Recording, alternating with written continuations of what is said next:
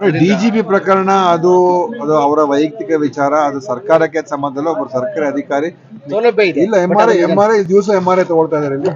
MRI ನಡೀತಾ ಇದೆ. MRI ನಡೀತಾ ಇದೆ. ಗೃಹ ಆರೋಗ್ಯ ಸ್ಕೀಮ್ ಎಂಆರ್ಐ ಸಮಸ್ಯೆ ಏನಿಲ್ಲ. ಗೃಹ ಆರೋಗ್ಯ ಸ್ಕೀಮ್ ಸರಿಯಾಗಿ ಇಂಪ್ಲಿಮೆಂಟ್ ಆಗ್ತಾ ಇಲ್ಲ, ಸರಿಯಾಗಿ ಹೋಗ್ತಾ ಇಲ್ಲ. ಮತ್ತೆ ಈಗ ನಾವು ಅದನ್ನ ನೋಡಿ, ಸ್ಕೀಮ್ ನಾವು ಮಾಡಿದಾಗ ಇಂಪ್ಲಿಮೆಂಟೇಷನ್ ಯಾವಾಗಲೂ ಕೂಡ ಸ್ವಲ್ಪ ಸಮಸ್ಯೆ ಇರ್ತದೆ. ಅದಕ್ಕೆ ನಾವು ಅದನ್ನ ಮಾನಿಟರ್ ಮಾಡ್ತಾ ಇದೀವಿ. ಈಗ ನಾವು ಅದನ್ನ ಯಾಕಂದ್ರೆ ಇದು ಈಗ ಶುರು ಆಗಿ ನಮ್ಮ ಇಡೀ ರಾಜ್ಯದಲ್ಲಿ ಒಂದು 4 ತಿಂಗಳಿಂದ ಶುರು ಮಾಡಿದ್ವಿ. ಕೋಲಾರ ಮೊದಲೇ ಶುರು ಮಾಡಿದ್ದು. ಈಗ ಇನ್ನು ಹೊಸದೆಲ್ಲ ಸೇರಿಸ್ಕೊಂಡಿದ್ದೇವೆ.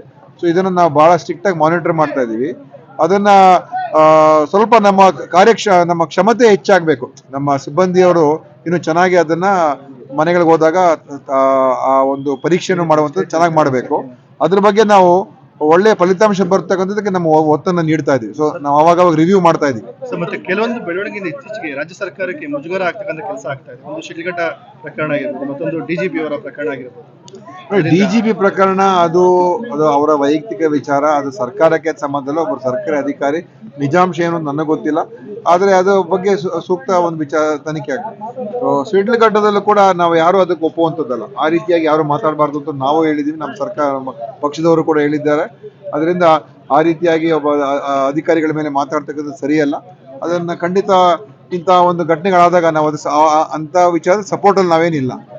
ನಕಲಿ ವೈದ್ಯರ ಅವಳಿ ನೋಡಿ, ನಕಲಿ ವೈದ್ಯರು ನಾವು ಮತ್ತೆ ಶುರು ಆಗ್ತಿದೆ. ಏನ್ ಮಾಡ್ತೀರಾ ಈಗ? ಇದು ಸಾಮಾಜಿಕ ವ್ಯವಸ್ಥೆಗಳು, ಆಯ್ತಾ? ಇದು ಸ್ಥಳೀಯವಾಗಿ ಅನೇಕ ಜನ ಅವ್ರಿಗೆ ಬೆಂಬಲ ಕೊಡೋರು ಇದ್ದಾರೆ. ನಮ್ಮ ಕಡೆಯಿಂದ ಕ್ರಮ ತಗೊಳ್ಳೋಕ್ಕೂ ಕೂಡ ಮಾಡಿಸ್ತಾ ಇದೀವಿ. ನಮ್ಮ ಅಧಿಕಾರಿಗಳು ಕೂಡ ಹೇಳಿದೀವಿ. ಮತ್ತು ಕಾನೂನನ್ನು ಕೂಡ ಸ್ವಲ್ಪ ಕಠಿಣವಾದ ಕಾನೂನುಗಳು ಕೂಡ ಮಾಡಿದೀವಿ. ಆದ್ರೆ ಇದನ್ನ ನಾವು ಎದುರಿಸ್ತಾ ಇರಬೇಕು.